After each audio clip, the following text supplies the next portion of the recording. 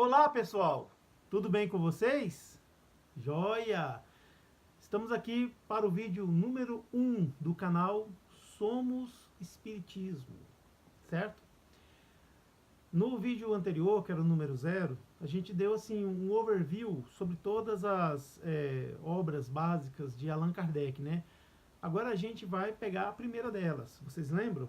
Qual foi? Eu acho que eu vou dar uma ajuda. Foi essa aqui, ó, a primeira obra.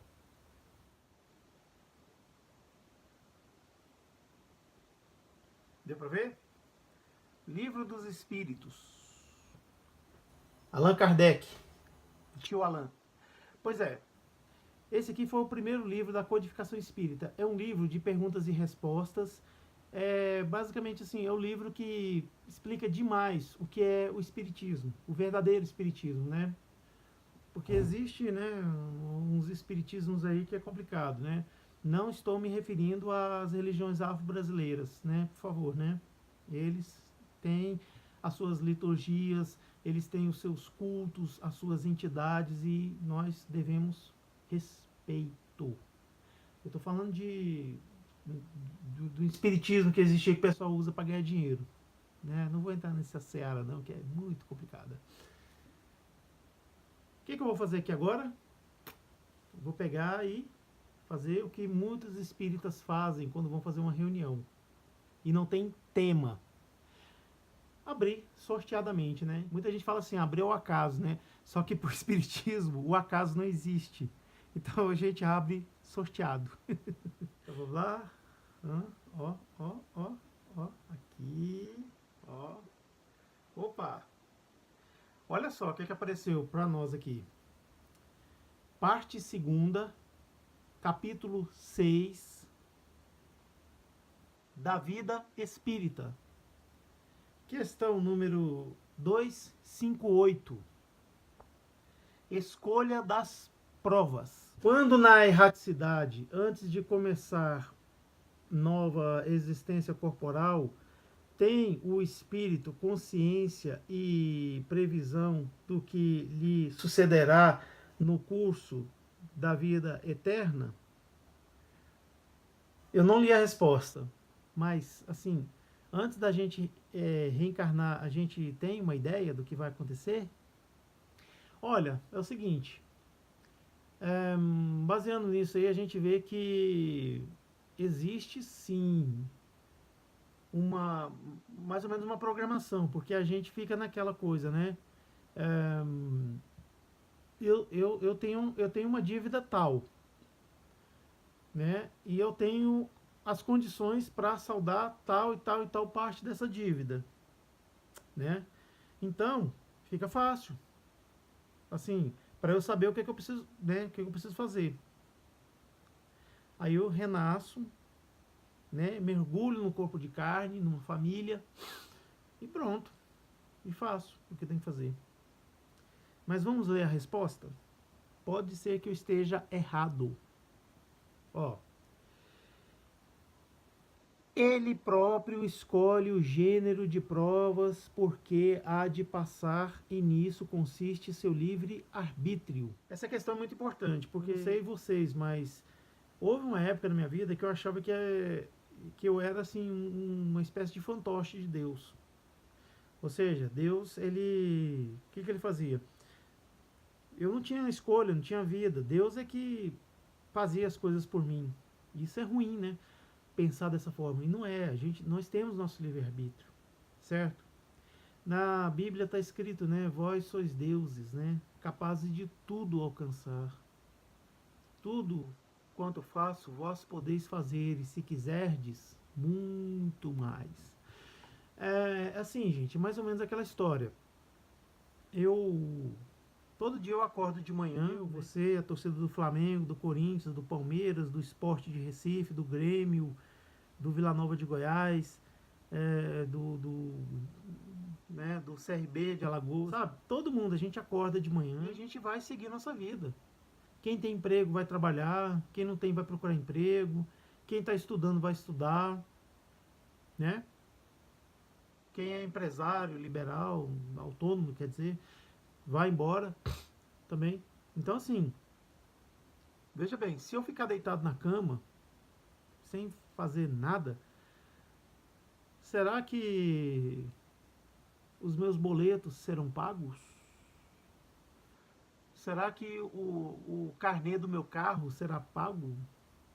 Será que, assim, falando em carro, o tanque dele vai ficar cheio? Será que o aluguel da minha casa vai ficar pago um mês? Não, não, não. Olha só, se eu não levantar todo dia e ir para a batalha, para a luta, fazer o que eu preciso fazer, né? Me preocupar com o futuro, né? Afinal de contas, quem trabalha, quem estuda, né? Se preocupa com o futuro. Se eu não fizer isso, nada vai acontecer.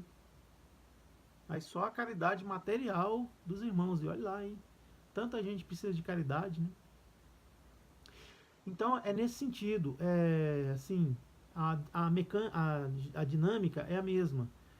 Assim, de manhã, a gente, né, acorda, vai e tal, trabalhar, vai fazer tal. Se a gente ficar quieto, nada acontece. É a lei do trabalho, sabe? É a lei, sim. Você tem que conquistar as coisas. E é dessa forma que acontece. Certo? Então, assim, quando a gente está lá na erraticidade, no mundo espiritual, lá no bem bom, a gente sabe que a gente precisa vir e assumir o avatar, né? Avatar. A gente precisa assumir esse avatar e reencarnar. Para quê? Porque a gente tem uma dívida. Então a gente escolhe. A gente, lá no mundo espiritual, a gente tem uma visão mais aberta dessas coisas, né? Então, assim, a gente consegue escolher melhor o que a gente precisa passar. Então, assim, a gente renasce e passa pelas coisas. Então, isso consiste no nosso livre-arbítrio. Nós temos, hoje, aqui nesse mundo, né, nesses dias, a gente tem essa maturidade de poder escolher melhor as nossas provas, né, do que no passado. Houve muitos de nós que escolhemos provas que não conseguia passar. Aí a gente falia. Por quê? Porque a gente, inclusive assim, essa experiência de falhar a gente precisava, certo? Tinha uma historinha que uma vez me contaram, muito interessante. Era um espírito que ele já tinha cumprido praticamente todas os níveis de provação desse mundo aqui, Terra, provas e expiações, né? Ele tinha que passar. Aí ele precisava de uma encarnação só para ele resolver uma questão de família mesmo, uma besteira. E ele podia escolher o que ele quisesse, sabe? Tal. Aí ele foi e falou para os mentores dele lá no mundo espiritual: "Ah, eu quero ser um missionário." Aí olharam um para o outro assim: "Mas você pode ser tanta coisa. Missionário?" Ele: "Eu quero ser missionário. Eu vou nascer missionário." Nossa, a gente ficaram assim: "Não, tudo bem. Vamos pedir para Deus?" Vamos. Aí fizeram aquela coisa, oração, né? Igual o André Luiz explica, né? Fez uma oração, tal. Aí concederam. Aí os mentores que eram mais evoluídos que ele, falaram assim: vamos ver o que vai acontecer. Mas o julgamento só a Deus pertence. Aí tal. Ele reencarnou, teve uma infância muito boa, uma família amável, uma pessoa excelente, amigos, o bairro, a cidade, o país, assim, sem comentários. Aí quando ele completou 21 anos de idade, despertou nele aquela coisa: opa, tem que seguir a minha, né? Ele já tinha pagado a dívida dele com a família, né? Lembra que eu falei lá atrás? Aí beleza, ele foi ser um missionário. O que aconteceu? Ele faliu, né? Ele faliu. Porque missionário não é para qualquer um, missionário do bem, tá? Que eu tô falando. Porque nem todo missionário é do bem. Missionário do bem, ele faliu. Aí ele desencarnou, né, nessa missão, né, missionário, missão. Ele desencarnou. Aí chegou lá e ficou pensando: mas por quê? Aí falaram para ele: olha, a vida de um missionário não é fácil. Se você, em suas vidas passadas, você teve contato com alguns missionários, saiba que eles, apesar de não aparentarem ser, eles eram muito, mas muito fortes. Assim, Chico Xavier, tal, Irmã Dulce, Mohammed, né? Maomé, Martin Luther King, Siddhartha Gautama, né?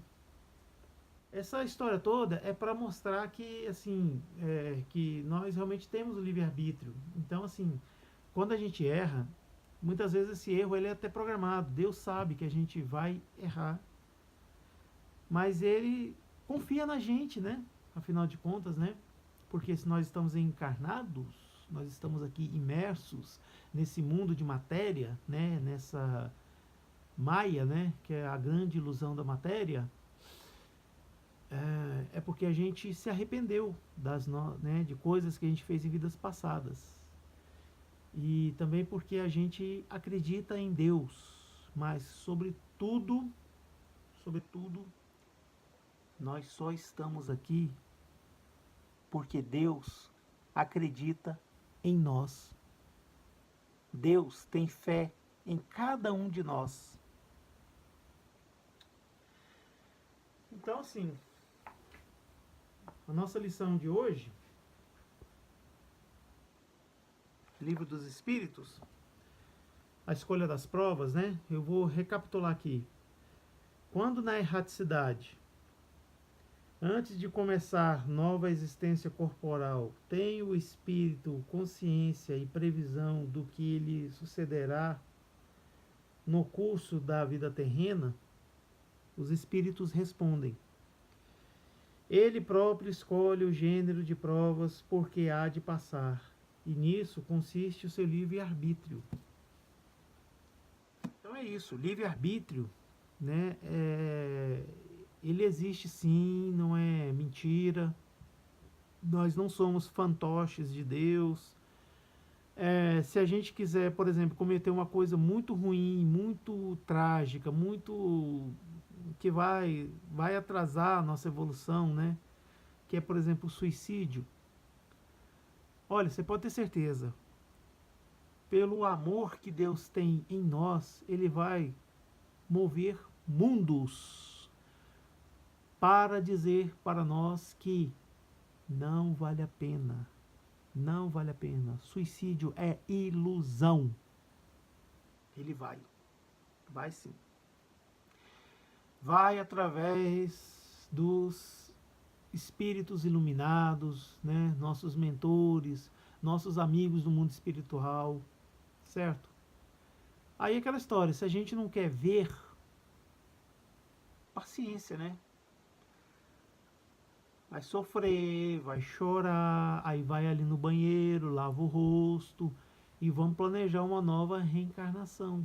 Aí a gente vai nascer, aí vai limpar o corpo físico, né? Vai, né, melhorar, aí depois vai desencarnar, aí sim vai nascer, se tiver condições para continuar.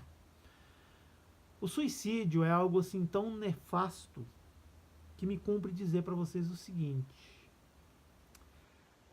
Vou contar aqui uma historinha para ficar bem clara essa questão do suicídio. Uma pessoa estava ruim, estava mal, estava, sei lá, devendo muito, né, a esposa tinha abandonado, tudo, tá, o cachorro mordeu a canela dele, tava, ó. Aí o que acontece? Ele resolve se matar. Aí ele se mata de uma forma clássica. Ele pega um potinho com veneno e bebe. Quando ele bebe o veneno, o que acontece? O veneno ele queima.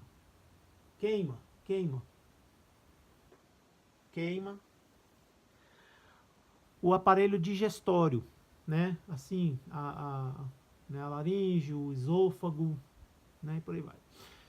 Aí tal. Aí ele vai desencarnar, com certeza. Mas aí vai chegar lá do outro lado, ele vai estar sofrendo, ele vai estar sentindo aquela coisa tampada aqui assim, ele não sabe por que está tampado, aí ele vai lembrar que ele tomou veneno, aí vai ficar dando aquele loop, sabe? Assim, toda hora ele vai ficar vendo a cena dele tomando veneno e aquele coisa queimando. Então vai ficar nessa. Até que chega uma hora que ele consegue, por algum motivo, assim, ou vibrações dos espíritos amigos, irmãos que nos amam muito. Então eles vão fazer orações até livrar a pessoa daquele looping, né? Tal, ele vai sair daquilo. Aí ele vai se conscientizar que ele fez uma coisa errada. Aí o que acontece? Vai oferecer para ele, assim, que para ele continuar a jornada de evolução dele, ele tem que renascer na carne com um problema físico. Por quê? Porque ele lesionou o perispírito dele, né? E o perispírito se comunica com o espírito, né? Então, ou seja, tem uma mácula lá no espírito. Então, assim, o que acontece? Ele tem que renascer, a mecânica é essa, ele tem que renascer no corpo físico e devolver para a carne o mal que ele fez, né, para a carne mesmo, né, e para o perispírito. Então, assim, você vai ver que vai acontecer de uma maternidade qualquer no Brasil, vai nascer uma criança com o esôfago colado, né, a faringe e tal, desculpa, a laringe, o esôfago colado. Aí, o incauto, né, aquele incauto que não sabe das coisas de Deus, fala assim, nossa, como Deus é ruim, né? Deixou uma criança nascer com essa deficiência. O que essa criança fez para nascer com isso, né? Beleza, ele fala isso. Nós, os espíritas, a gente pensa o seguinte, é a justiça de Deus atuando. Pronto. E não fala mais nada. Nós. Agora, com conhecimento de causa. O que a gente fala? Com conhecimento de causa. O que a gente fala? A gente fala o seguinte, vamos ver o histórico de vida desse espírito, não do corpo, do espírito. Aí a gente vai ver, é um espírito que na vida passada cometeu suicídio, ingerindo veneno, e ele causou uma lesão, né, no aparelho digestório dele. Aí ele renasceu com essa deficiência, aí ele está lá no hospital, ele vai fazer inúmeras cirurgias, né, usando a tecnologia vigente da medicina, certo? Aí consegue, né, consegue abrir, abriu. Aí pronto, o que acontece? No dia que o médico faz a última cirurgia, que esse irmão está restabelecido, ele desencarna. Acontece lá uma infecção generalizada, alguma coisa assim, né? Acontece aí, né, um problema, né, e ele desencarna. Por quê? Porque ele veio para a vida apenas para restaurar o corpo físico por causa de uma lesão que ele cometeu em vidas passadas. Aí pronto, a partir disso ele vai entrar na programação dele de evolução normal. Ou seja, ele vai reencarnar como ele devia reencarnar lá, sabe? Aí vai vir de novo os mesmos problemas, só que a diferença é que ele tem a maturidade de saber que o suicídio é balela, suicídio é besteira. Com perdão da palavra, suicídio é burrice. Com todo respeito para quem voltou para o mundo espiritual pelas portas do suicídio. Com todo respeito a esses irmãos. Mas suicídio é burrice. Porque o suicídio não resolve o problema. Suicídio não traz a felicidade. O problema continua. Falando isso por causa da questão do livre-arbítrio. Nós temos sim livre-arbítrio, certo? Se a gente não tivesse livre-arbítrio, a gente não poderia cometer suicídio. Ou tantas outras coisas que a gente comete, né? É muito fácil a gente ver aí pessoas que ganham a vida, que têm prazer, tal, fazendo o quê? Fazendo coisas materiais, coisas assim que não são nada cristãs, né? E se dão bem. Ao passo que tem gente que tá lá naquela lá, quem não conhece aquela pessoa que tá lá no centro espírita, na labuta, na luta, trabalhando e mandando ver, e fazendo caridade, faz campanha do quilo, e faz sopa, e sai na noite para distribuir pão, no dia seguinte tá de manhã cedo acordado para dar aula na evangelização e ficar pulando com os meninos lá, cantando as musiquinhas de evangelização. E o cara só se dá mal. A menina que faz isso só se dá mal. Por quê? É a programação de vida que cada um tem, certo? Por isso que eu falei, cara, Maia, a grande ilusão da matéria, é aqui onde a gente vive. A gente não pode levar em conta as coisas materiais. Às vezes o que parece para nós se dar mal é um fator de ignorância. Porque muitas vezes a pessoa está se dando bem, certo? É verdade. Porque assim, muitas vezes o sofrimento, ele é o próprio remédio para o mal que a pessoa está sofrendo. É verdade. Não tem aquela máxima popular, o que não tem remédio, remediado está? Então é isso. Às vezes a gente vê uma pessoa assim que a gente não acredita. Tanto problema que ela tem, tanto a limitação que ela sofre, limitação mental, limitação física e tal. E ela tá lá na labuta, na lide lá, dando exemplo para nós, lá na linha de frente da caridade. Gente, esse mal que ela está sofrendo é o remédio. Já é o remédio. Uma limitação física que a gente sofre é o remédio. Às vezes a pessoa ela não consegue andar por vias normais, precisa de uma cadeira de rodas, tal. Isso é um remédio para ela já está sendo remediada. Quem que é o doente? É quem está numa cadeira de rodas, cumprindo a sua existência, ou é aquele cidadão, aquela cidadã que está lá num carro importado, um carro maravilhoso, um carro Mara, a 120 por hora, numa cidade, completamente alcoolizado, assim, naquela loucura. Quem que é o doente? Gente, desculpa, mas pra mim, o irmãozinho que tá lá na cadeira de rodas, a irmãzinha que tá na cadeira de rodas, ela não é doente não. Pra mim, o doente é quem faz o mal pro próximo. Eu acho que uma pessoa de noite num carro super veloz, alcoolizada, andando numa velocidade muito acima do limite, olha, espiritualmente falando, esse é o doente. Sério, é o doente. Assim como outras variações dessa mesma história que eu estou contando aqui, né? Então é isso. Bom, nós lemos aqui uma pergunta do Livro dos Espíritos, o tio Alain, né? Aliás, a melhor lã contra o frio é Allan Kardec.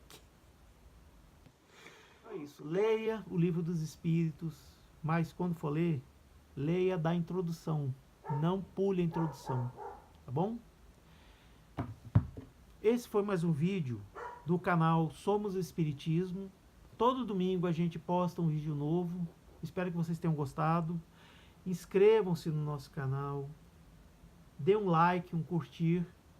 Ative o sininho, né? Para vocês verem as notificações de novos vídeos, tá bom? E eu gostei muito de estar aqui com vocês. Muito obrigado pela atenção. A gente se vê na próxima. Tchau.